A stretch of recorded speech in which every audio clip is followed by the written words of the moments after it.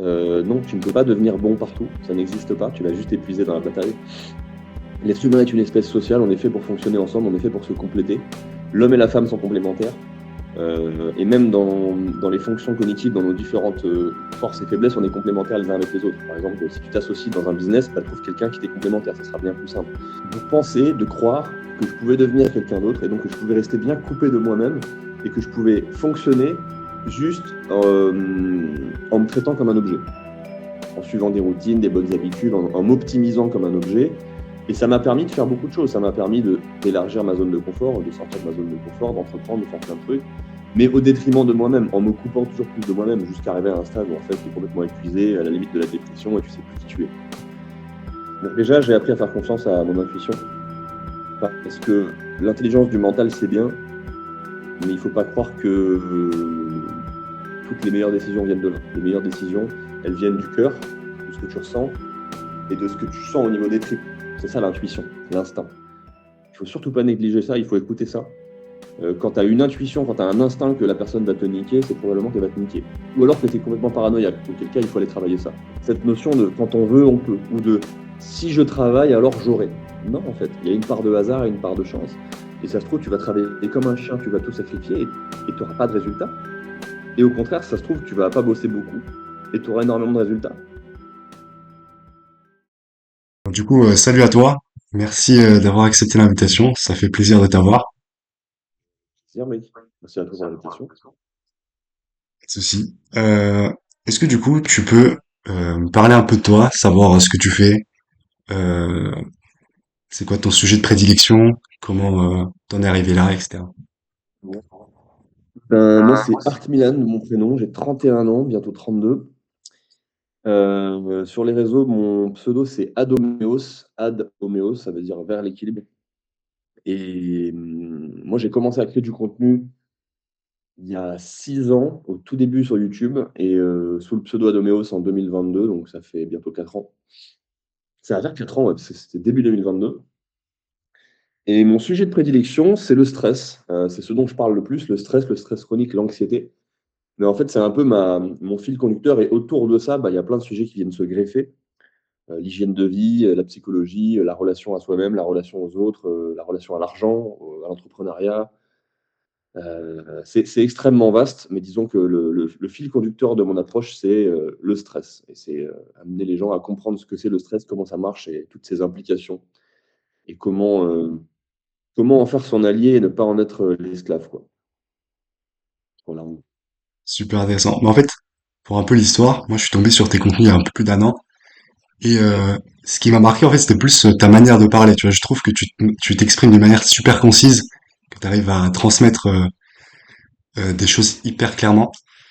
Et C'est un des du coup, trucs où j'ai le c'est plus de facilité. Il y a des trucs où je suis très mauvais, genre se concentrer, je ne sais pas faire, mais par contre, transmettre, vulgariser et transmettre de l'information, ça, ouais, j'ai compris que c'était assez simple pour moi, et du coup, j'essaie de le mettre à profit. Ouais. c'est quoi qui t'a poussé en fait à te mettre sur ce sujet? Est-ce que t'as eu c'est quoi ton parcours qui t'a fait te remettre en question sur le stress? J'ai d'abord, je me suis d'abord intéressé à tout ça pour moi, parce que c'est moi qui en avais besoin à la base. J'étais un peu mon propre patient. Disons que le parcours, si je te le fais en entier, en 2009, j'avais 15 ans, je suis de 94. Et j'ai commencé à me mettre au sport, à faire de la muscu parce que je voulais être mieux dans mon corps, je voulais renvoyer une meilleure image de moi-même et aussi me sentir mieux. Et là, à partir de ce moment-là, j'ai commencé à m'intéresser d'abord au sport, puis à la nutrition parce que j'ai compris que si je m'alimentais pas correctement, j'allais faire des séances pour rien et perdre mon temps. Puis au sommeil, puis j'ai empilé les sujets comme ça petit à petit. Et quelques années plus tard, je me suis intéressé aussi au stress, à l'époque via la méthode Lafay, qui était une méthode de musculation un peu atypique, on va dire. Le mec, pour moi, avait clairement 20 ans d'avance sur tout le monde, mais les gens l'ont compris qu'après. Et donc, j'ai empilé les sujets comme ça. Mais c'était d'abord pour moi, c'était d'abord pour me sentir mieux dans mon corps, avoir un meilleur physique, puis pour me sentir mieux dans ma tête.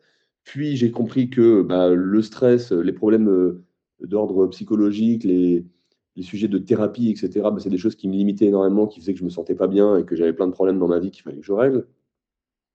Et puis il y avait un tel décalage entre mes ambitions et ce que je me sentais capable de faire et les peurs que j'avais que je sentais bien qu'il fallait que je fasse un travail sur moi, quoi.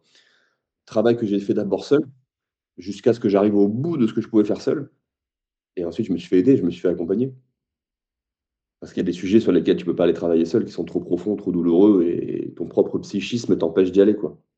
Du coup, c'est à travers quoi? Un psy, des choses comme ça, ou c'est autre chose? Moi, à l'époque, je savais qu'il fallait que j'aille voir un psy. Là, je te parle jusqu'en 2019. Mm. Je savais qu'il fallait que j'aille voir un psy, qu'il fallait que je me fasse aider parce qu'il y avait des sujets très profonds que j'arriverais pas à régler seul. Sauf que comme j'avais eu une expérience négative avec un psy quand j'avais 9 ans, je crois que j'étais en CM1, en gros, on voulait me faire sauter une classe, mais du coup, ils m'ont emmené voir un psy, machin, et j'avais trouvé l'expérience horrible. Ok. Donc, bah non, non, je me disais, fuck, j'irai pas voir de psy parce que les psys sont trop cons, ils comprendront rien à mes problèmes, je vais perdre mon temps, ça va me saouler. Donc, je vais régler tous mes problèmes tout seul, je vais me démerder. Bah, c'était une grave erreur parce qu'en fait, c'est juste un excès d'ego, ça, un excès d'orgueil. Et du coup, en 2019, j'ai croisé la route de quelqu'un avec qui j'ai commencé à faire des séances de thérapie. C'est quelqu'un qui n'est pas officiellement psychologue, mais qui, à mon avis, est plus compétent pour traiter de ces sujets que 99% des psychologues. Comme dans beaucoup de domaines, le diplôme n'est plus vraiment un indicateur de compétence, hein. Je pense que si tu me suis depuis longtemps, tu as bien compris mon point de vue là-dessus. Et voilà comment ça s'est fait. Et cette personne-là m'a accompagné pendant longtemps. J'ai fait quelques séances avec et puis j'ai continué aussi à faire un travail moi-même, un travail personnel, un travail d'introspection.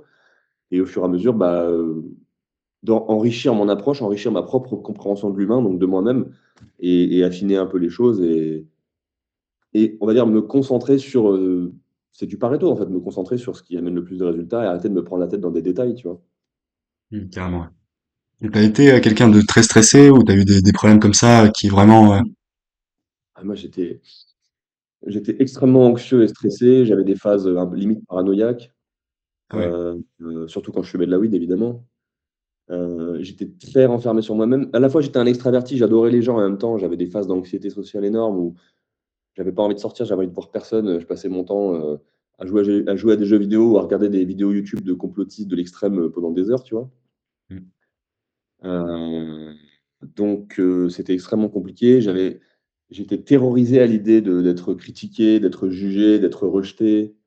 Donc, bah, je me sentais pas capable de faire des vidéos sur Internet alors que j'en avais envie. Enfin, c'était un énorme frein dans ma vie, tu vois. Mm. Ouais. Ça m'a bridé à plein d'endroits en fait, il y a eu plusieurs phases. Il y a la phase où tu as pas conscience du problème parce que le cerveau est bien fait et qu'en fait, bah, il met en place des automatismes pour te permettre de vivre à peu près et du coup, tu as pas conscience du problème. Ensuite, tu commences à mettre les mains dans la merde et à ouvrir la boîte de Pandore, seul ou en étant aidé. Il vaut mieux le faire en étant aidé. Et donc là, tu as tous tes problèmes qui te reviennent à la gueule et donc tu comprends qu'il y a rien qui va.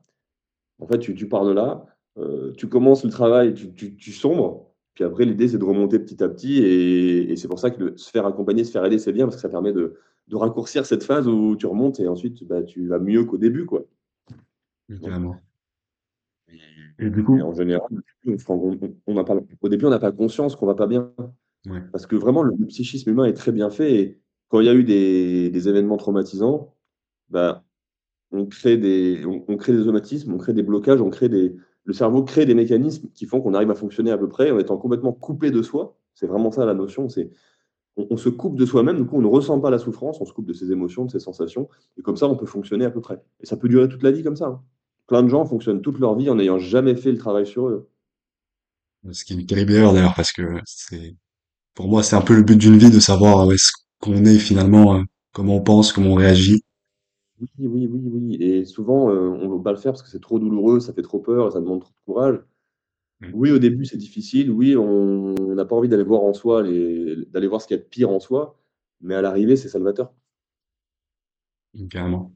Donc, du coup, t'as, quand t'as avancé sur ça, c'est quoi un peu les projets que t'as pu faire du coup, que t'aurais pas pu faire avant, par exemple, t'as dit, tu parlais de création de contenu, c'est quoi tes activités que t'as mis en place après? Une phase importante quand même, je pense que importante dans le parcours, c'est toute la phase développement personnel, bien sûr. Mm. La phase développement personnel, entrepreneuriat, spiritualité. Euh, En fait, le développement personnel m'a permis de penser, de croire que je pouvais devenir quelqu'un d'autre et donc que je pouvais rester bien coupé de moi-même et que je pouvais fonctionner juste, en me traitant comme un objet, en suivant des routines, des bonnes habitudes, en m'optimisant comme un objet et ça m'a permis de faire beaucoup de choses. Ça m'a permis d'élargir ma zone de confort, de sortir de ma zone de confort, d'entreprendre, de faire plein de trucs, mais au détriment de moi-même, en me coupant toujours plus de moi-même jusqu'à arriver à un stade où en fait, tu es complètement épuisé, à la limite de la dépression et tu sais plus qui tu es. Mais en termes de projet, disons qu'il y a des choses que j'ai eu envie de faire depuis très, très longtemps et que j'ai repoussé pendant des années parce que je me sentais pas capable. Par exemple, créer ma chaîne YouTube et créer des vidéos sur Instagram et sur YouTube. Ça, j'ai commencé à le faire, tu vois, j'ai créé ma chaîne YouTube en rentrant de voyage en 2019 et j'ai commencé à faire, Admeos en 2022. J'avais déjà envie de le faire depuis des années, juste que j'en étais pas capable, j'avais pas encore assez vécu, j'avais pas suffisamment expérimenté le monde pour comprendre qu'en fait, toutes mes peurs et mes anxiétés étaient complètement irrationnelles et pas du tout fondées et que j'avais surestimé les enjeux et qu'en fait, je risquais rien. Mais pour prendre conscience de ça, pour l'intégrer profondément, il y a 2 leviers. Le premier levier, c'est la thérapie, c'est d'aller faire un travail de fond sur les causes des peurs et le deuxième levier, bah, c'est l'expérience. Moi, tu vois, j'ai eu une expérience de 7 mois de voyage, avec un ami, en mode route, voyager dans le monde entier avec nos sacs à dos et tout. Mais ça m'a fait Mmh. prendre 10 ans de maturité. Parce que quand tu vis ce genre de voyage, tu es face à l'incertitude, face au chaos, face à tout ce qui te fait peur et en fait, tu dois gérer plein de problèmes, plein de situations nouvelles et donc tu prends de la maturité. Il y a eu ça. Après, j'ai eu des expériences professionnelles qui m'ont aussi énormément aidé. Par exemple, j'ai fait du marketing de réseau pendant des années. Donc pendant des années, bah, j'ai appris la communication, j'ai appris la persuasion, j'ai appris la vente, j'ai appris à faire une présentation en public et tout. Et ça, je me suis rendu compte que j'étais bon là-dedans et que j'aimais ça. J'ai eu une expérience de porte-à-porte. Il n'y a pas plus formateur que le porte-à-porte. Au début, j'étais terrorisé. Puis finalement, j'ai pris de l'aisance, etc. Et en fait, j'étais très bon parce que j'étais bon vendeur. Mais avant, j'étais trop flippé pour aller me confronter à ça, tu vois. Faire du porte-à-porte, c'est se confronter au rejet, c'est se confronter au conflit. Ouais, C'est pas évident. Et du coup, tu vois, c'est des expériences comme ça accumulées qui font que bah, juste tu vis, en fait. Tu expérimentes le truc et tu te rends compte que, bah, en fait, tu risques rien, quoi. mmh. Et c'est quoi qui t'a poussé, par exemple, à faire ton voyage de 7 mois? C'est quoi le déclic? Timing, c'est mon ex qui s'en va, séparation difficile, le truc que je souhaite à tous les hommes de vivre, parce que pour moi, c'est aujourd'hui le seul rite du passage à l'âge adulte qui reste. Mmh. Parce qu'en fait, quand tu es un grand adolescent et qu'une relation de long terme se termine, tu te prends une énorme claque dans la gueule et c'est en fait la claque souvent dont tu as besoin.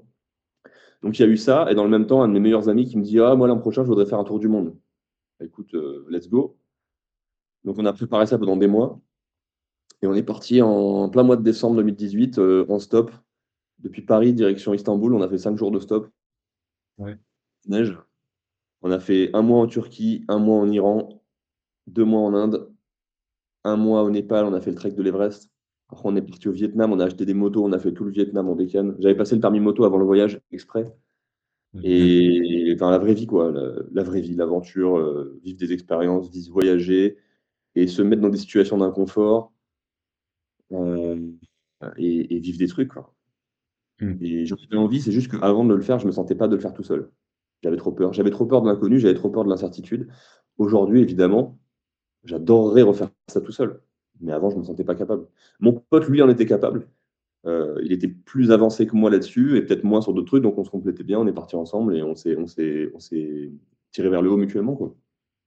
Je vois. Ouais, bah, le rapport à l'entourage, ouais, c'est intéressant, je pense, ce qu'on est capable de faire, quand on est bien entouré.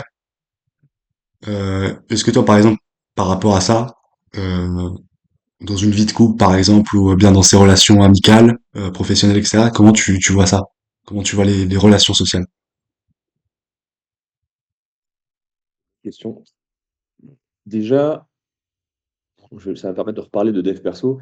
Il y a un des grands pièges de dev perso, c'est de te faire croire que tu peux te suffire à toi-même, que l'individualisme est une fin en soi et que tu peux développer toutes les qualités. Moi, je m'oppose à ça aujourd'hui en disant aux gens, non, tu ne peux pas devenir bon partout, ça n'existe pas, tu vas juste épuiser dans la bataille. L'être humain est une espèce sociale, on est fait pour fonctionner ensemble, on est fait pour se compléter. L'homme et la femme sont complémentaires. Et même dans les fonctions cognitives, dans nos différentes forces et faiblesses, on est complémentaires les uns avec les autres. Par exemple, si tu t'associes dans un business, bah, trouve quelqu'un qui t'est complémentaire, ça sera bien plus simple. Donc maintenant, moi, je dis aux gens, apprends à te connaître, il y a des outils pour ça, identifie tes forces, tes faiblesses, capitalise sur tes forces, parce que du coup, tu vas devenir extrêmement doué sans faire de gros efforts, sans dépenser toute ton énergie, plutôt que d'essayer d'être bon là où tu étais mauvais à la base, où t'épuisant, et trouve quelqu'un qui est bon là où tu es mauvais. Et ce sera bien plus simple. La vie sera bien plus simple. Ce sera plus un combat contre toi-même. Tu Je vois. suis d'accord. Et, et cette complémentarité-là, enfin, comment tu choisis les bonnes personnes avec qui tu t'entoures? Est-ce que toi, t'as eu des expériences mauvaises ou bonnes qui t'ont aiguillé sur ça, qui t'ont permis en fait de choisir les bonnes personnes? Parce que je pense que c'est super important en fait de pas, bah, justement, dans un business, de pas s'associer avec n'importe qui, dans un couple, de Ouais, pas ouais. prendre la première venue, etc. Euh, alors, j'ai des critères.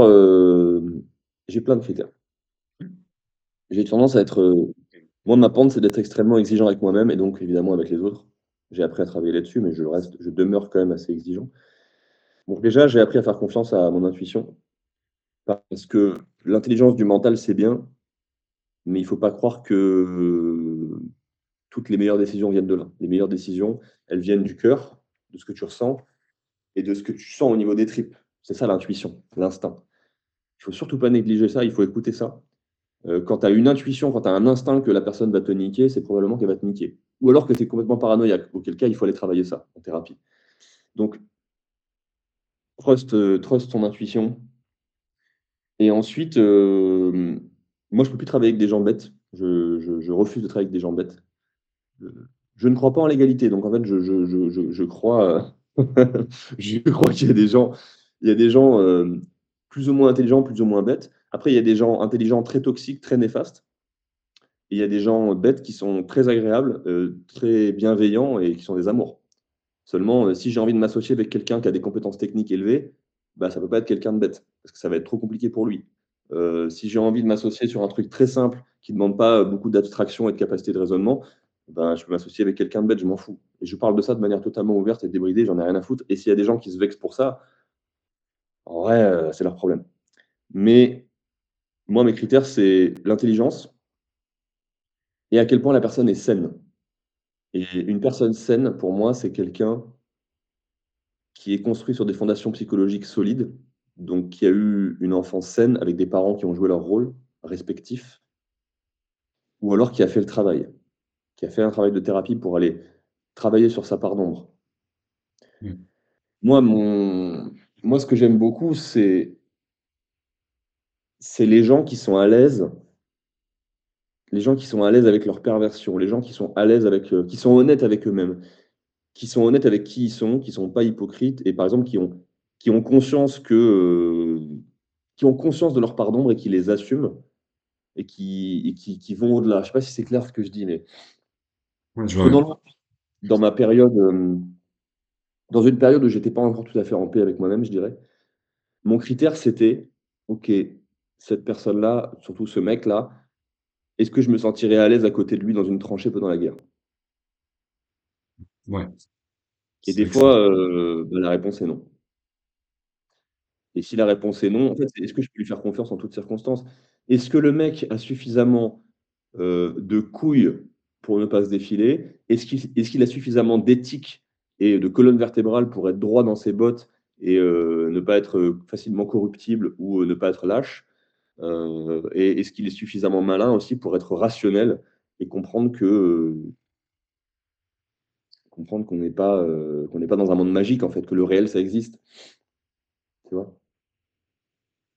Et comment tu travaillerais en fait cette conscience de soi, se comprendre, accepter ses parts d'ombre? C'est comment tu ferais ce travail? C'est quoi le travail derrière?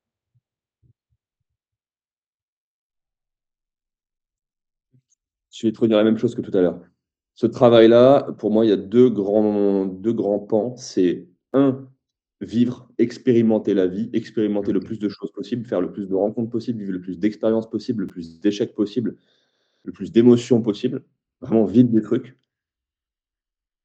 Et le deuxième, bah, c'est de faire un travail de fond, un travail en thérapie et de se faire accompagner pour aller explorer les tréfonds de soi-même et pour aller voir dans quel état se porte le petit enfant à l'intérieur de toi, tu vois. Ouais, je suis d'accord avec ça. Et en général, quand tu fais les deux, bah, tu as vite fait de mieux comprendre qui tu es et d'apprendre à mieux te connaître et à Mm. devenir plus sage et plus entier, en fait. Plus honnête avec toi, plus honnête avec les autres. Quand je dis entier, c'est pas pour rien, c'est quand tout à l'heure je te parlais de sacrifier une part de soi. Quand tu te réconcilies, quand tu fais un travail de fond et que tu te réconcilies avec toi-même et que tu réintègres toutes les parts de toi que tu avais sacrifiées avant, par exemple, la faiblesse ou je sais pas, on sacrifie tous une part de soi pour ne pas souffrir. Moi, on va dire, j'ai plutôt sacrifié, l'imperfection. Quand tu réintègres tout ça et que tu redeviens entier et que tu redeviens un, bah, tu peux beaucoup plus facilement te connaître et t'aimer. Ouais, carrément. Est-ce que la spiritualité, du coup, sur ce coup-là, tu m'en as parlé tout à l'heure, est-ce que à quel point ça joue sur ce côté-là, de se développer, de se comprendre? Pour te répondre, je vais te parler un peu de mon parcours avec la spiritualité. Mm. Moi, j'ai pas eu d'éducation religieuse, aucune. On m'a jamais parlé de religion quand j'étais gosse. Je me suis intéressé à la spiritualité en 2012 à la lecture d'un livre et en fait, c'était un peu la spiritualité, new age, qui est en fait un refuge pour les gens stressés. Parce que c'est quand tu es anxieux et stressé, au fond, ça traduit une peur de la mort, un sentiment d'insécurité intérieure permanent. Tu te sens pas en sécurité dans le monde et donc tu as besoin d'un refuge de croyances qui te rassurent pour dissiper l'anxiété, dissiper le stress. C'est d'ailleurs un des rôles que joue la religion. Sauf que la spiritualité à laquelle je me suis intéressé à l'époque, c'est une spiritualité qui est très féminine dans l'énergie, très yin, à contrario du yang, et c'est un peu, tu ne fais qu'un avec le monde, les gens sont tous tes frères et sœurs, il n'y a que de l'amour, machin. C'est vraiment Mm. un truc de gens qui ont besoin de se rassurer. Et moi, j'ai plongé à fond là-dedans. Et je suis parti très loin là-dedans. Je me suis complètement perdu là-dedans, jusqu'à ce que des rencontres et des prises de conscience m'aident à comprendre que, bah, en fait, ça m'avait servi de refuge et que ça m'avait aidé à aller guérir en moi un sentiment d'insécurité et justement un sentiment de sécurité intérieure qui n'était pas bien installé. C'est très lié à la relation à la mère, tout ça. Et qu'en fait, bah, j'étais complètement déconnecté du réel. Et aujourd'hui, je vois revenir ça comme un effet de mode monstrueux parce que on est entouré de gens qui sont brisés intérieurement, qui se sentent en insécurité intérieure et qui ont besoin d'un refuge idéologique. Mm. Et comme la religion, le sacré a disparu dans l'éducation, globalement chez la plupart des Français, bah, ça a laissé un vide et la nature n'aime pas le vide. Et quand il y a un vide et qu'il y a de la peur et de l'anxiété, bah, les gens ils ont besoin de combler ce vide et ils le comblent avec de nouvelles croyances, de nouvelles religions. Et aujourd'hui, bah, je vois ça revenir en force et je le vois d'un assez mauvais œil parce que souvent, il manque, dans cette nouvelle spiritualité que les gens embrassent comme ça, euh, il manque l'énergie du père, l'énergie masculine qui te contient et qui fixe des limites, en fait. Tu Mm. vois, cette spiritualité un peu New Age, c'est vraiment, il n'y a aucune limite, tout n'est qu'amour. Enfin, c'est complètement, c'est très rationnel. Ça ne passe pas le filtre du rationnel. Et c'est un monde magique, en fait. Donc, il y a eu tout ça, on va dire de 2012 à 2019. Puis, j'ai pris la claque dont j'avais besoin pour me rééquilibrer, tu vois? Et ensuite, il y a eu un retour. En fait, une fois que tu es sorti du pré-rationnel et une fois que tu as compris ce que c'est le rationnel, la réalité, le physique, le palpable, et une fois que tu as fait le tour de ça, bah, il peut y avoir un retour à la spiritualité depuis un nouvel espace, depuis un niveau de réalité différent. Et ça, c'est ce que j'ai expérimenté ces dernières années. Et en fait, aujourd'hui, je dirais que je me sens plus proche de la religion chrétienne que d'autres choses. De toute façon, c'est en moi, je veux dire, mes ancêtres, ils étaient en Bretagne et en Corrèze. Ils sont tous issus d'une tradition chrétienne. Donc, qu'on le veuille ou non, on est imbibé de ça quand on a grandi en France. Et en fait, quand tu étudies un peu le sujet, bah, ça se tient, quoi. Il y a du bon à prendre là-dedans, ça fait sens, c'est à peu près bien foutu, quoi. Et voilà. Après, j'ai pas de pratique religieuse particulière, mais, euh, mais je dirais que je suis croyant, ouais, que j'ai la foi. Est-ce que du coup tu fais de la méditation, des trucs comme ça, qui te permettent justement enfin, qui n'est pas justement de la prière, mais qui te permettent de te centrer sur toi-même? Est-ce que tu fais ce genre de choses? Je sais que tu faisais des trucs, des exercices de respiration. T'as fait des vidéos là-dessus. Oui, je fais beaucoup de Qigong, j'adore ça. Mm. C'est un- Je vais dire un art martial. C'est pas un art martial, c'est une pratique qui vient de Chine. Qigong, ça veut dire exercer le souffle. Et je fais pas de méditation à proprement parler. Après, j'ai des moments dans ma vie, des activités où bah, je suis dans un calme qui fait que je suis dans un état méditatif. Et c'est pas voulu. Ouais. C'est une J'ai pas balade, la des choses comme volonté ça. de méditer, tu vois. Donc je dirais oui et non. Est-ce que je fais de la méditation? Oui et non. Ok. Ok, je vois. Du coup, parlons un peu ouais, de tout ce qui est entrepreneuriat. Toi, t'es entrepreneur, t'as fait plusieurs projets, t'as entrepris plusieurs choses. Euh, est-ce que, enfin, ça serait quoi la routine idéale pour un entrepreneur pour pas diverger en fait dans tout ce qui est stress abondant, euh, anxiété, etc. Ce serait quoi une routine qui te permettrait de pas aller dans ces excès? T'as aimé ma réponse, hein. Ouais, c'est quoi? D'accord. La routine idéale pour ne pas finir en stress? C'est ça. De pas avoir de routine. Ok. Non, attends, je vais nuancer un peu, mais déjà, j'entends mon écho, c'est bizarre, je n'entendais pas tout à l'heure. Ah, merde. Euh, déjà, arrêtez de croire qu'il y a une routine idéale et parfaite pour tout le monde. On est tous différents. Il y a des gens comme moi qui sommes très impulsifs, très impatients et très instinctifs. Beaucoup dans l'improvisation.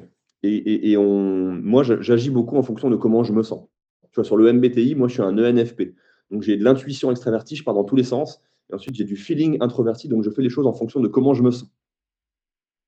Donc, moi, je peux pas prévoir à l'avance avec un petit agenda et tout, des routines, machin, ça marche pas. J'ai essayé pendant des années de rentrer dans ce moule, ça n'est pas moi, ça ne fonctionne pas, ça me demandait de jouer contre moi-même.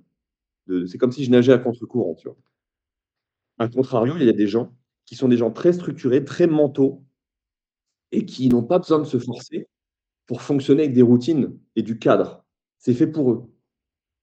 Et eux, ça leur convient très bien. Ils sont mauvais en improvisation, ils sont pas impulsifs. Tu vois, tu les invites sur un podcast comme moi, tu as fait là. Ils vont se préparer 2 jours à l'avance, ils vont préparer toutes leurs réponses. Moi, j'en ai rien à branler. Je prépare rien. Je demande jamais à ce qu'on me donne les questions. Je sais qu'en improvisation, ça va bien se passer. C'est ma force. Mais par contre, en termes de concentration, d'organisation, je suis une énorme brêle. Donc, juste, il faut être conscient de qui on est, de quelles sont nos forces, de quelles sont nos faiblesses et arrêter de croire qu'il y a un modèle pour tout le monde. Arrêtez de croire que tu vas devenir quelqu'un d'autre et que tu vas te conformer à un modèle qui marche pour tout le monde. C'est une fable, c'est une impasse. Donc la routine idéale, il n'y en a pas. C'est d'apprendre à se connaître pour savoir qu'est-ce qui nous convient et de se reconnecter à soi pour sentir si ça nous convient. Comment on se sent dans ce qu'on fait. Et quand ça ne nous convient pas, quand on est en train de jouer contre soi-même, de forcer contre soi-même, on va le sentir. Sauf si on est complètement coupé de soi parce qu'on est complètement traumatisé. Et ceci étant dit, pour moi, il y a quelques éléments incontournables. Parce que je dis, il n'y a pas de règle universelle, il y a quand même quelques grands principes qui s'appliquent à peu près à tous les êtres humains et qui sont en fait les conséquences des lois de la physique, hein. Mm. Si tu veux pas finir stressé, si tu veux pas finir anxieux, ça veut dire que tu veux pas finir épuisé. Parce que tu n'es submergé par le stress et l'anxiété que quand tu es épuisé et que tu as épuisé ton corps. Donc, pour ne pas finir épuisé, si tu es entrepreneur et que tu as un mode de vie exigeant, et qui plus est si tu es entrepreneur en France et que c'est toi qui nourris l'État et qui se nourrit sur ton dos, il faut bosser encore plus, tu joues en mode difficile. Donc si tu veux pas finir épuisé, bah, il faut combler tes besoins pour avoir suffisamment d'énergie. C'est de la thermodynamique de base, hein. Combler tes besoins, bon, bah, il faut avoir suffisamment de nutriments, bien les digérer, bien les assimiler, avoir suffisamment d'oxygène, dormir suffisamment. Donc, tu veux pas finir épuisé, accepte que tu peux pas dormir 6 heures par nuit et être au top. Accepte que tu peux pas être au top tout le temps. T'es pas une machine. Il y a des cycles. Il y a des moments où tu dois te reposer. Il y a des moments où tu dois performer. Et si tu veux performer dans les moments de performance, bah, il faut s'être reposé suffisamment dans les moments de repos. Accepte qu'il faille manger suffisamment de tous les macronutriments, protéines, lipides, glucides, et arrête de diaboliser les glucides ou les lipides. C'est une impasse. J'ai fait ça pendant des années. Je me suis niqué. La diète cétogène, jeûne intermittent, vas-y, c'est bon. Euh, euh, Respire correctement, oxygène-toi correctement. C'est pour ça que je fais du Qigong. Comprends que la bouffe aujourd'hui, c'est extrêmement compliqué d'avoir de la bouffe riche en micronutriments, donc les compléments alimentaires sont une solution qui pour moi est indispensable. Ouais. Personnellement, j'en prends depuis 10 ans. Je prends du magnésium, je prends du multivitamine, je prends du shilajit, je prends des oméga 3, de la vitamine D, et encore deux ou trois. Euh, ou d'autres. Ah oui, aussi, bah, les relations sociales, on parlait tout à l'heure de ça. Tes relations sociales, la richesse de tes relations sociales est aussi importante pour ton équilibre psychique et physique que ton alimentation. On a souvent tendance à négliger l'un au profit de l'autre. Et aussi prendre un peu de recul et aborder les choses de manière systémique et comprendre que chacun de ces éléments ils interagissent les uns avec les autres et qu'ils sont tous aussi importants les uns que les autres et qu'il n'y a pas, faut pas se focaliser sur le sport, se focaliser sur la bouffe. Et d'ailleurs, en parlant de sport, pareil, si tu veux pas finir trop stressé et anxieux, bah, tu as besoin de mouvement, tu as besoin d'activité physique, pardon, parce qu'il y a plein de systèmes dans le corps humain qui dépendent de ça. Seulement, il ne faut pas se perdre dans le trop de sport. Les mecs qui sont entrepreneurs, qui bossent 70 heures semaine et qui font 5 séances de 2 heures de muscu par jour et qui sont en jeûne intermittent tous les matins, ils sont en train de surstresser le système. En début de vingtaine, ça passe, parce qu'en début de vingtaine, tu as l'énergie limitée, mais au bout d'un moment, tu vas comprendre que ça marche pas. Ok. Et voilà. Ouais, super intéressant. En fait, Euh, juste, tout à l'heure, je te disais, il faut arrêter d'être dans un monde magique de croyances et faut revenir dans le monde réel, les pieds sur terre. Dans le monde réel, dans le monde de la physique et de la thermodynamique, si tu veux performer physiquement et cognitivement, il faut avoir de l'énergie. Et cette énergie, tu ne vas pas la créer à partir de rien. On ne crée pas d'énergie. Rien ne se perd, rien ne se crée. Tout se transforme. Donc, pour avoir de l'énergie, pour performer, il faut aller la chercher quelque part. Et il faut arrêter de croire que la magie, ça existe. C'est ouais, comme l'économie. C'est pas parce que tu imprimes de l'argent que tu crées de la valeur et que l'économie est florissante. C'est une arnaque. C'est pour ça que la France va s'effondrer. La France va s'effondrer en burn-out comme un mec s'effondrerait en burn-out après quelques années à vivre au-dessus de ses moyens, tu vois, de ses ok. moyens énergétiques. Sauf que l'économie, c'est de l'énergie transformée, c'est la même chose. Comment tu gères du coup ton quotidien, on va dire, tu m'as dit que t'es pas quelqu'un de très cadré dans ce que tu fais, t'as pas de routine à part entière. Et après, je me reconnais pas mal dans ça, mais comment tu gères ces moments euh, de focus, des envies de travailler, des pulsions, etc. Comment tu fais ça? Déjà, j'ai conscience que mon point faible, c'est le défocus. Ok. Donc aujourd'hui, je n'ai plus qu'un seul projet. Dans des années, j'avais plein de projets. Du coup, je n'avançais pas, je ne bâtissais rien de concret. Donc aujourd'hui, je n'ai qu'un seul projet. Je me lève le matin, je n'ai pas besoin de me poser la question de sur quoi je vais bosser aujourd'hui. Je le sais déjà. Déjà, ça m'aide énormément. Euh, Ensuite, j'accepte qu'il y a des trucs où je suis pas bon. Donc, que je dois déléguer ou que c'est mon associé qui s'en occupe. Donc, je me concentre sur là où je suis bon et je m'écoute. Quand je sens que j'arrive pas à bosser, eh ben, je force pas, je m'obstine pas. Je vais faire autre chose. Je vais faire du sport, je vais me balader dehors. En plus, il y a des moments où j'ai plein d'idées, donc je les note. Et une fois que je serai dans de bonnes dispositions pour bosser, ben, je les mettrai en application et je les implémenterai dans le réel, quoi. Et sinon, j'ai un minimum de cadre quand même. To-do list sur le téléphone, quelques bonnes habitudes. Par exemple, je bloque les réseaux sociaux sur mon téléphone tous les jours de quand je me réveille jusqu'à 18 heures. Parce que je suis très sujet aux addictions, je suis très sensible à la dopamine et à l'adrénaline. Et donc, moi, je suis comme un gosse avec les réseaux sociaux et l'addiction à la dopamine. Et je sais que je ne peux pas miser sur ma volonté. Ce serait ridicule. Je n'ai pas assez de volonté pour ça. Donc, je me mets des garde-fous, des barrières. Ça m'aide à rester concentré. Et puis après, bah, j'aime ce que je fais profondément. Je suis passionné par ce que je fais. Je le vis comme une mission. Et j'ai pas un objectif, mais j'ai une direction, un cap là où je veux aller. Et ça me drive, en fait. Je sais que bah, je vais dans cette direction. Ça implique Ça implique des exigences. Enfin, que ce soit en termes de visibilité, de niveau de revenu, de réussite, de machin. Et j'ai des caps que je veux franchir et je fonctionne comme ça. Mais j'ai juste pas un objectif figé, précis. Comme ça, j'ai pas d'œillère. Parce que quand tu as un objectif qui est précis en tête et que tu es uniquement focalisé dessus, ben, en fait, tu prends plus de plaisir dans le process et tu vois pas en fait toutes les opportunités qui peuvent se présenter sur ton chemin qui sont juste pas dans ton champ de vision en fait. Une fois que tu arrives à l'objectif, en général, bah, tu te sens toujours aussi vide. Ouais, tu veux toujours aller plus loin, vouloir plus, et au final, ça sert pas à grand-chose. Sur une ligne d'arrivée.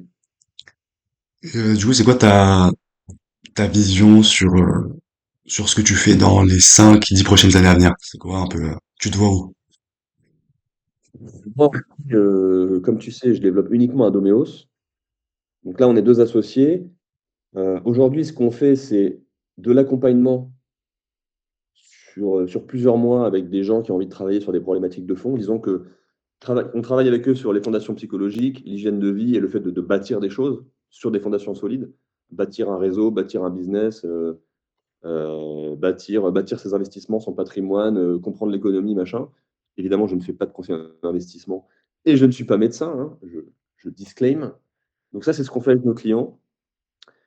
À côté, on fait de la formation en ligne maintenant. C'est vraiment une petite formation à la con. Elle est bien, tu vois, mais juste, on la vend pas cher. Et c'est surtout un moyen pour que les gens apprennent à nous connaître, à connaître notre contenu et à voir qu'on n'est pas des rigolos et qu'on n'est pas là pour se foutre de leur gueule, tu vois. Et pour pouvoir ratisser large sur Internet et toucher plein de gens. Donc il y a ça, le podcast qu'on vient de lancer, Sous Pression. Et en fait, tout ça, c'est le début d'un écosystème où l'idée, c'est de développer notre produit, de développer l'accompagnement, ensuite de scaler ça comme on peut, lentement mais sûrement, parce que faire ce qu'on fait, c'est de grosses, grosses responsabilités et il est hors de question de bâcler le travail. C'est aussi bah, se lancer dans du B2B, aller bosser dans des entreprises, je sais pas moi, aller chez Air France, faire une formation, une après-midi de formation sur la gestion du stress à leurs équipes DRH, tu vois. C'est des trucs que j'ai envie de faire. Ou de former des gens pour aller faire ça.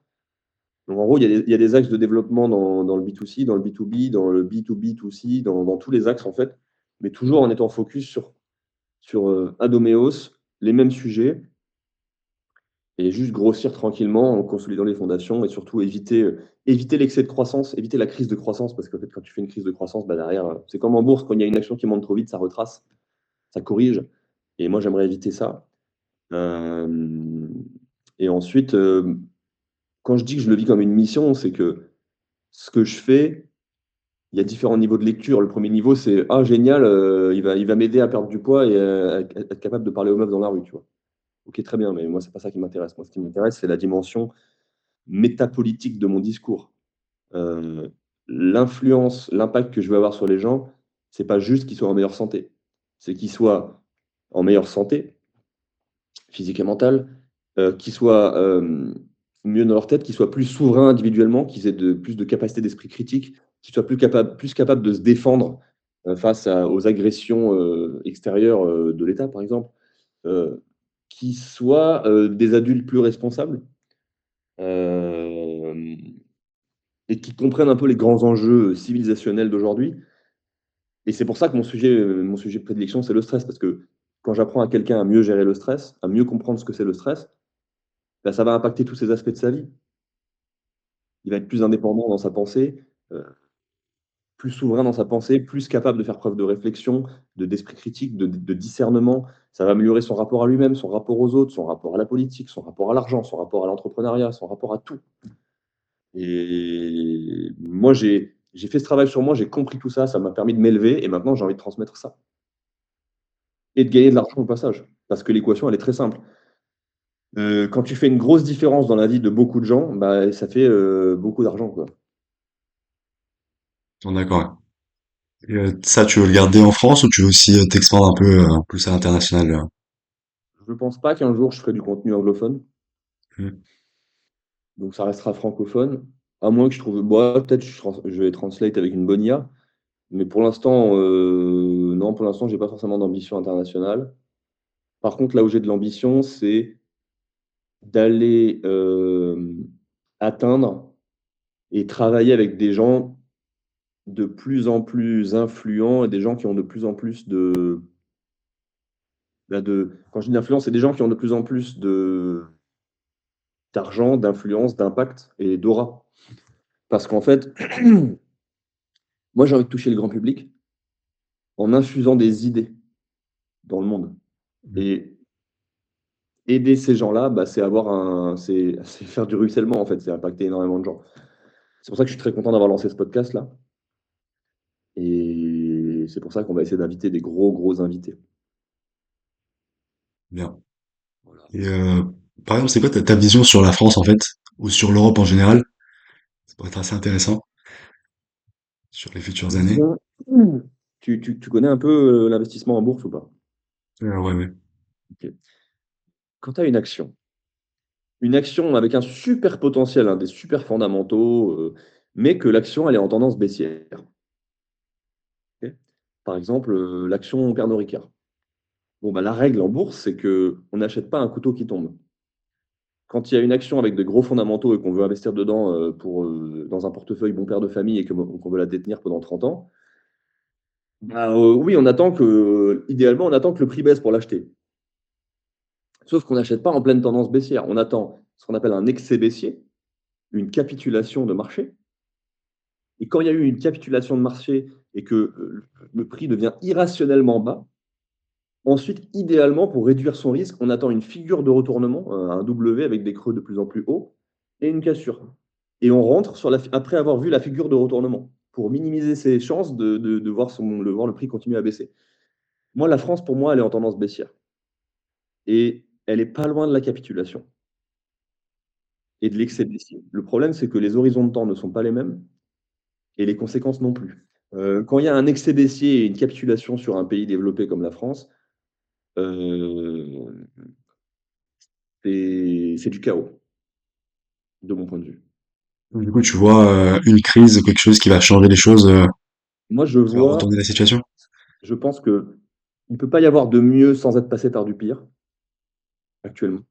Donc, il ne peut pas y avoir de retournement haussier sans qu'il y ait eu une capitulation, un excès baissier. Mais je suis quand même très optimiste pour plusieurs raisons. Parce que la situation actuelle, elle est intenable. La France, elle est en déficit depuis, je sais pas, il n'y a pas eu d'excès budgétaire depuis 20 ou 30 ans, je crois. On vit à crédit depuis 50 ans. Là, ça y est, on est à 3 500 milliards de dettes. Et en fait, en ce moment, là, on est quoi? On est le 23 décembre. En ce moment-là, je vois le début d'un basculement idéologique et je vois de plus en plus de gens qui commencent à comprendre qu'en fait, il faut qu'ils arrêtent de se battre entre eux, que leur ennemi n'est pas le camp d'en face, que leur ennemi, c'est tous le même, c'est des putains de parasites qui vivent sur leur dos et qui gaspillent l'argent et qui font n'importe quoi. Quand je vois un Micode qui sort une vidéo comment corrompre un fonctionnaire et que la vidéo fait 1 million de vues en 2 jours, et j'en vois d'autres là qui commencent à ouvrir leur gueule et qui commencent à. Tu vois très bien ce que je veux dire. Ouais. Je me dis que le basculement n'est pas loin et je trouve ça très encourageant. Pareil, à l'heure où on parle, il y a des agriculteurs qui bloquent tout le pays. Je pense qu'en janvier, ils vont passer au niveau supérieur et je pense il va y avoir du très très sale. Et donc, je suis très optimiste aussi parce que je dirais la vérité, le réel gagne toujours à la fin et que là, on a atteint une situation qui n'est pas tenable. Et je pense que ouais, non, ça peut pas continuer comme ça. Et il y a de plus en plus de gens qui se rendent compte de l'arnaque et ça va pas tenir. Donc, je suis optimiste, mais à la fois, je suis conscient que ça implique de passer par une phase de chaos. Je suis d'accord, ouais. Et le problème, c'est que encore une fois, tu vois, sur une crypto, on va avoir un retournement en 2 semaines. Sur le marché de l'or, ça peut durer 2 ans. Pour un pays, ça peut être très long. Surtout qu'en Europe, on a du retard, par exemple, ouais, sur les US, etc. C'est C'est une catastrophe. On a 30 ans de retard sur la Chine, là. aussi, ouais. Non, mais c'est une catastrophe. Moi, je passe mon temps, dès que je vois une vidéo sur Instagram ou ailleurs qui parle de ce qui se passe en France au niveau politique, social, je commente tout le temps Groland. Parce que pour moi, c'est Groland. C'est devenu un épisode de South Park ou de Groland, en fait. Genre, j'ai passé la phase de désillusion où j'ai compris le réel. C'est quand j'étais fin d'adolescence et que je passais ma vie sur YouTube. J'ai compris l'arnaque que c'est, en fait. Et là, maintenant, je suis dans la phase où j'en ai plus rien à foutre. Pour moi, c'est un cirque, c'est un théâtre. Et juste, moi, je bâtis mon truc de manière antifragile. Je bâtis mon truc pour que je ne sois pas impacté par tout ça. Avant, j'avais une activité de photographe où j'étais dépendant géographiquement et j'étais dépendant de la santé de l'économie française, de l'industrie de la construction et du bâtiment, justement. Donc j'étais fragile. Aujourd'hui, j'ai une activité qui est antifragile. Plus les gens vont mal, plus j'ai de boulot. C'est pas pour rien que j'ai fait ça et que je me suis concentré là-dessus. Donc là, je ne suis pas. Forcément, ça m'atteindra. Mais j'ai fait en sorte que ça ne m'atteigne pas trop et j'essaie de participer aussi. Parce que en réveillant des gens et en aidant des gens à être plus souverains individuellement et plus lucides et en meilleure santé, bah, ils prennent beaucoup plus facilement conscience de l'arnaque. Mm. T'as réussi à accompagner des gens, c'est quoi les plus grandes, on va dire, transformations que tu as pu faire sur des gens, le plus grand impact que tu as pu avoir? Ouais. J'ai lancé une page Trustpilot il y a quelques mois là, pour récolter des avis de gens qu'on a eu en accompagnement. Là, j'en ai une douzaine. Puis on a fait quelques vidéos YouTube pour faire témoigner des gens avec qui on a bossé.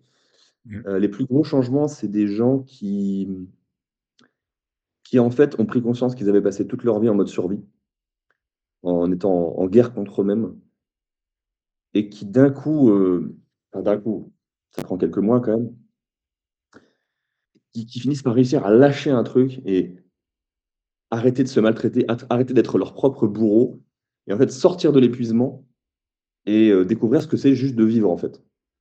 De pouvoir faire les choses sans se maltraiter, sans se mettre la pression, sans carburer à la honte et à la culpabilité, sans devoir contrôler tout leur environnement, toute leur journée, tout ce qu'ils mangent, le sport, machin, les relations. Juste en sortant de l'obsession du contrôle. Et en fait, bah, les mecs, ils ont l'impression d'avoir eu des poids sur les épaules toute leur vie et juste de les déposer au sol, quoi. Après, comment ça se verbalise, comment ça se matérialise dans leur vie, il faut aller lire les témoignages, je t'y invite.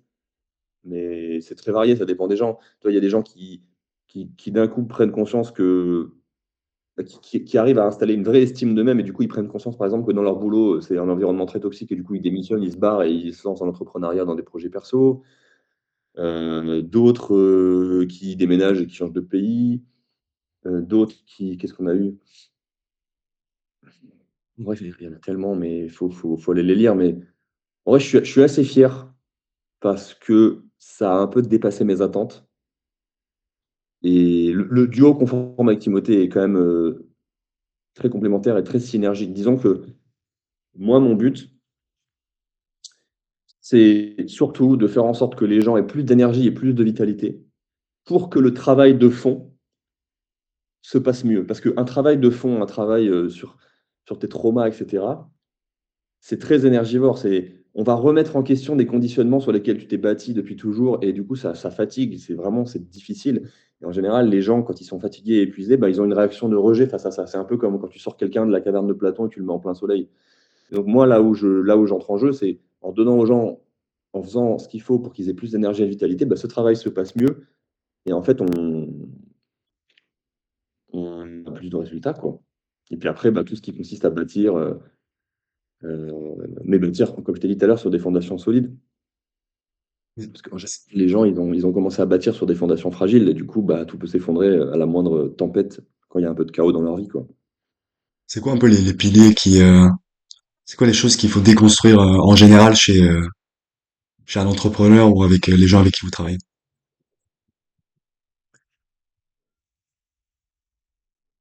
Le truc sur lequel on travaille le plus avec les entrepreneurs, c'est le mérite.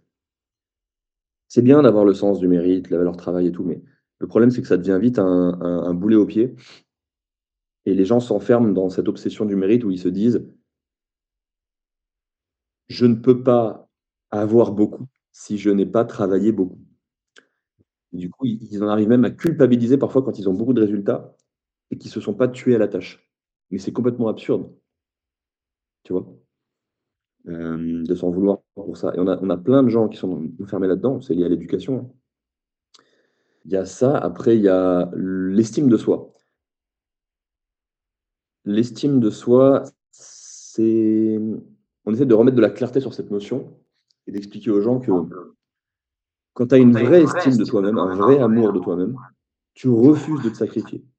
Tu refuses de te faire passer toi après tes projets et on essaye de remettre les choses dans l'ordre et de faire en sorte que les mecs, arrête de se sacrifier. Parce qu'en fait, tu l'observes sûrement autour de toi, il y a énormément de jeunes entrepreneurs qui sont prêts à tout pour réussir, y compris à se sacrifier eux-mêmes.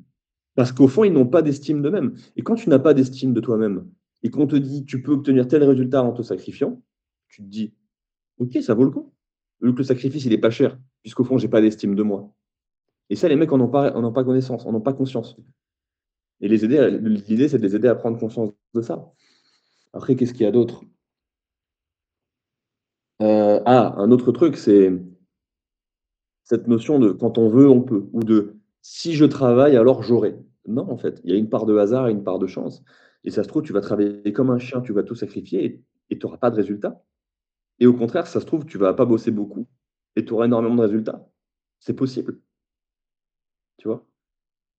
Tu as déjà fait ces erreurs par le passé, tu as déjà eu ces choses qui t'ont Bien impacté? sûr, bien sûr, j'étais complètement là-dedans, je C'est suis quoi, encore un peu aujourd'hui.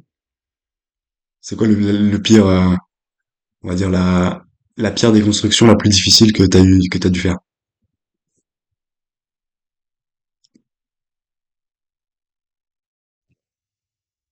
Moi, personnellement, le plus difficile, ça a été d'accepter que je ne détiens pas la vérité absolue et que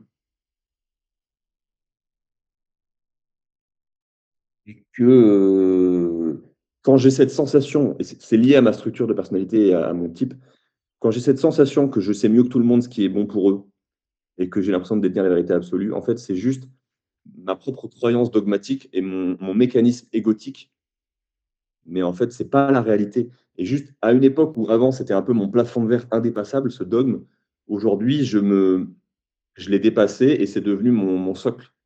Je l'ai pas pour autant mis de côté.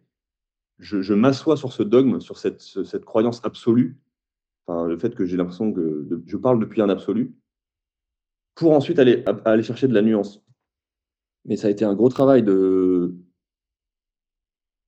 réaliser ça, déjà de le comprendre et ensuite de l'intégrer et de l'incarner, c'est pas la même chose. Il y a eu ça et ensuite il y a eu, le fait d'accepter que je ne peux pas être parfait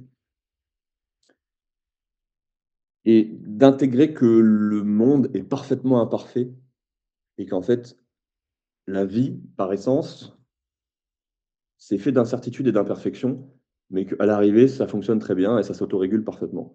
Ça m'a permis de lâcher énormément et d'arrêter de réussir à me foutre la paix énormément et de relâcher la pression. Parce qu'avant, j'étais drivé par ça, l'envie d'incarner des idéaux élevés, d'être parfait et donc de demander à mon entourage d'être parfait. Ça m'a aidé à être plus indulgent avec moi-même, plus indulgent avec les autres et ça m'a permis vraiment de m'apaiser énormément.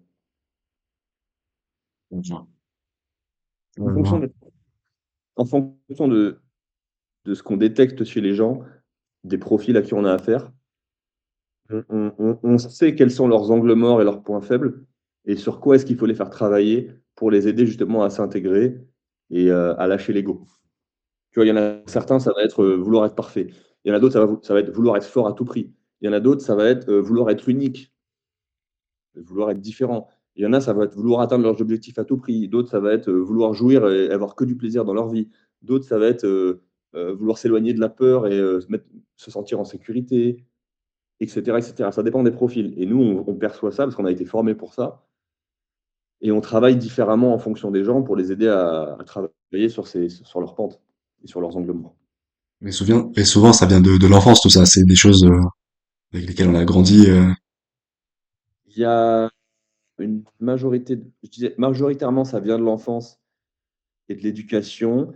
Ça peut venir aussi de la structure psychique des individus, il y a différents types, donc du développement du système nerveux, du système endocrinien, tout ça. Ça peut venir aussi d'héritage génétique, épigénétique en fonction de ton ethnie, en fonction de où ont grandi tes ancêtres. Ok. Si tes ancêtres, ils ont grandi, en Islande, ils auront pas les mêmes, tu auras pas les mêmes automatismes que si tes ancêtres, ils ont grandi, au Burkina Faso, tu vois? C'est pas pareil.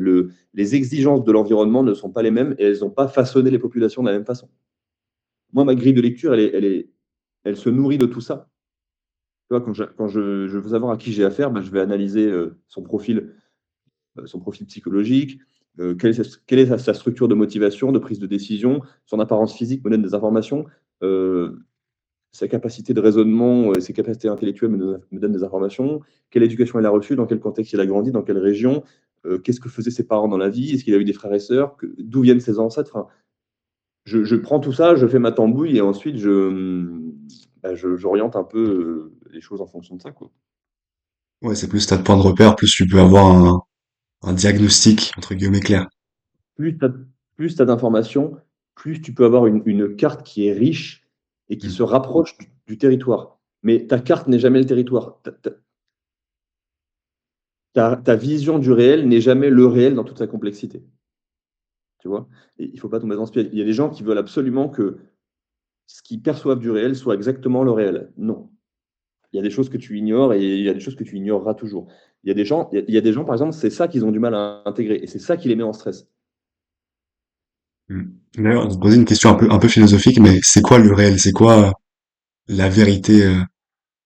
Euh, ça, moi, je pense en vrai, c'est ça, tout est mental, tu vois, tout est dans ta tête, tout ce que tu penses, tout ce que tu crois vrai est vrai en soi. Donc Alors ça, oui, très clairement, finalement, moi, je crois beaucoup tout ce qui est ouais, placebo. Je pense que c'est quelque chose qui est oui, extrêmement puissant, que ça soit négativement ou positivement, tu vois. non, placebo, nocebo, c'est extrêmement puissant. Le réel, je ne sais pas ce que c'est. Par contre, ma réalité, c'est ce que je crois être vrai pour moi. Et Mm. donc après, après tu fais l'expérience de ce dont tu es convaincu.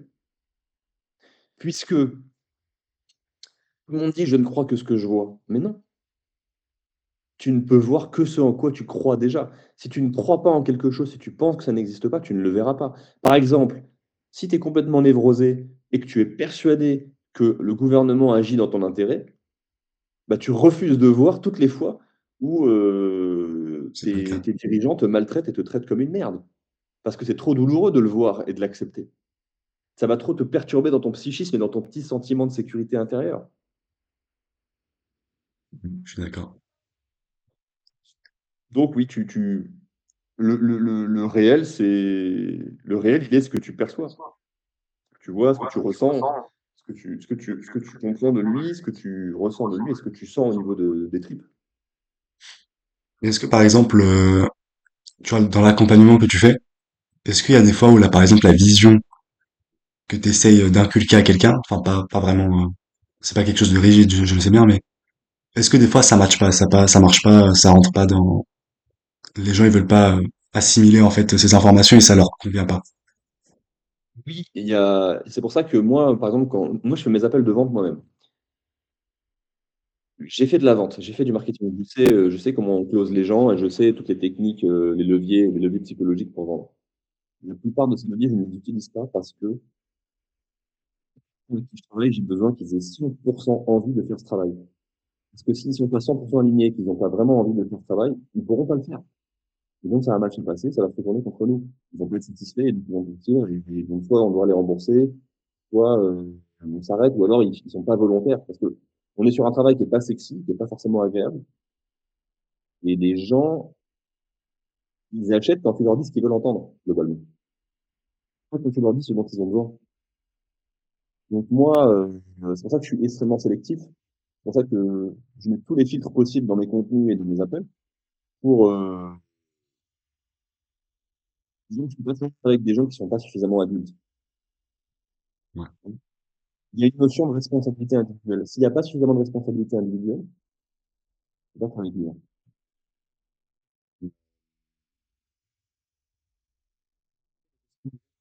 Oui, est-ce qu'il y a des gens à qui ça matche pas?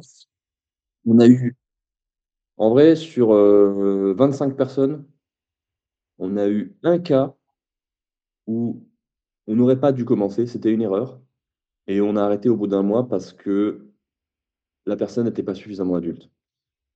Et en fait, soit le travail était trop profond et on n'avait pas l'expérience, pas les capacités de le faire, d'aider cette personne, soit c'était complètement désespéré, je sais pas. En tout cas, on s'est arrêté, Du parce coup, toi, ça t'arrive de refuser des gens dans ton accompagnement parce que justement, il y a pas de, personne n'est pas assez mature. oui, il y a des gens qui viennent pas pour les bonnes raisons. Ouais. Tu vois, s'il y a quelqu'un qui me dit, moi, je veux que tu me dises exactement ce que je dois faire pour m'optimiser comme une machine, je veux devenir Brian Johnson. Non, moi, je suis pas là pour te dire ce que tu dois faire. Ça, c'est du coaching, te dire quoi faire. Nous, on travaille plus sur l'être que sur le faire. Évidemment qu'il y a une petite dimension de faire et de coaching, heu, par exemple, pour remonter le niveau d'énergie des gens, mais le gros du travail, il se joue sur l'être, le rapport à soi-même. Et les gens, la plupart du temps, ils veulent rien en savoir de ça, parce qu'ils veulent pas faire ce travail. Ils veulent juste que tu leur donnes une méthode miracle et que tu leur dises quoi faire, et ils pensent que tous leurs problèmes vont être réglés et que toutes les solutions viennent de là. Non. Et nous, justement, une partie de notre travail, c'est de faire prendre conscience aux gens que le faire a ses limites et que c'est une impasse et qu'au bout d'un moment, tu ne trouveras pas tes réponses là-bas et qu'il faut aller travailler sur l'être. Mais il y en a qui Moi, ne veulent pas entendre ça. c'est une question d'alignement, en fait, avec soi-même et que ça vienne de soi. C'est ça. En fait, les gens sont plus ou moins mûrs pour venir faire ce travail. Et moi, mon but, c'est de ratisser Internet avec des vidéos putaclic de cons pour les faire venir sur des contenus plus exigeants et plus pointus, pour que les gens qui sont mûrs et avec qui ça résonne se disent putain, ouais, ouais, je crois que je suis mûr pour faire ce travail, et ils prennent un appel et on en discute, tu vois. Et les autres, tant pis. Les autres, ils ragent en commentaire et ça me fait de la visibilité. Ouais, je vois. J'ai une dernière question, du coup. Imaginons que tous tes contenus des réseaux, de ta chaîne YouTube, d'Instagram, soient effacés. Genre, il n'y a plus rien. Et que t'aies, genre, 30 secondes, une minute, pour transmettre un message. Ça serait quoi? Tu sais que j'ai déjà pensé à ça, à quel point ça m'impacterait que tout ça disparaisse. Et c'est très dur. Et d'un côté, j'ai l'impression chaque jour de poser petite brique par petite brique pour bâtir tout ça avec l'effet cumulé et tout, en ayant conscience en même temps que j'ai pas le contrôle dessus et que c'est des plateformes qui peuvent tout supprimer du jour au lendemain, surtout si j'apporte des sujets sensibles. Et ça me fait chier, je t'avoue. Ça me fait profondément chier. Mais si ça devait disparaître et que j'avais un message à passer, je dirais, ouais, j'enverrai, j'enverrai un lien pour s'inscrire à ma liste email. Moi, je dirais, ouais, c'est pas, c'est trop vénère, mec. Je serais trop vénère. La colère prendrait le dessus, la frustration. C'est quoi un peu le message principal que t'essayes, en fait, sur lequel tous tes contenus, en fait, mènent?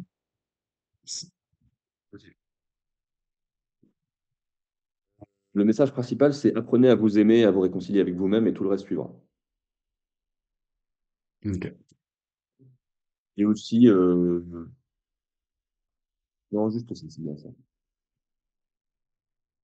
Est-ce que tu as c'est vrai. C'est super entendu. Attends, voilà. Voilà, ça, c'est un dernier, enfin, ça répond à ta question de tout à l'heure sur les grandes croyances qu'on essaie de casser chez les gens avec qui on bosse, et celle qui a été la plus difficile pour moi, c'est mon associé qui m'a fait réaliser ça, c'est que quand tu entreprends, et dans la vie de manière générale, le seul moment où tu te sens vraiment libre et où tu fais les choses sans pression, c'est quand tu acceptes que tout peut disparaître demain et que tu peux tout perdre. Mm. Tu t'accroches à ce que tu fais et à ce que tu as produit, tu pas libre. Et ça, c'est extrêmement difficile pour moi. Mais en même temps, si tu l'as fait une fois, tu peux le faire une deuxième fois. En fait, voilà, si tu as peur, et je le réalise en live, si tu as peur de tout perdre, c'est qu'au fond de toi, tu sais que tout ce que tu as bâti, c'est pas seulement de ton fait, c'est aussi une grande part de chance. Et c'est qu'au fond de toi, tu sais qu'il y a une part de chance et tu sais que tu pourrais ne pas avoir cette chance une deuxième fois et donc galérer à reconstruire peut-être. Ok. Ça aussi, c'est une croyance très égotique de croire que tout ce que j'ai réussi à bâtir, tous les résultats que j'ai obtenus, c'est uniquement de mon fait. Bah non, on n'est pas tout puissant. C'est marrant parce que je parlais de ça, tu vois, quand j'ai fait mon oral de bac sur ça. Je disais qu'en fait, la réussite, c'était vraiment une grande part de chance. Et ils m'ont regardé avec des yeux, Je comprends ça, les gens. c'est ça. Et surtout, ouais, ils ont un état d'esprit qui n'est pas du tout aligné à ça. Et bon, c'est des fonctionnaires, quoi. Ça va pas, c'est pas quelque chose qui leur parle. Dis-toi que là, on a tourné 2 épisodes, enfin, on a publié 2 épisodes avec Ibra TV et avec Nassim Saïli, Mm. et les deux, ils ont profondément intégré ça. Et je pense que c'est en bonne partie la cause de leur réussite. D'accord, ouais. Donc, t'as qu'à leur montrer le podcast avec Ibra à tes camarades, tes anciens camarades de classe. C'est les examinateurs, hein, c'est même pas les camarades, c'est... Ah, ok, ok, j'avais pas capté. Ouais, Bah, c'est encore pire, hein, parce que comme tu vois, il y a plein d'adultes qui sont pas vraiment adultes, puis ils ont toujours pas intégré ça. c'est ça. Bah, merci beaucoup en tout cas, c'était un plaisir de t'avoir. On peut s'arrêter là. Plaisir. Moi aussi, super intéressante tes questions. J'ai beaucoup aimé. Merci beaucoup. Allez, ciao, ciao. À toi.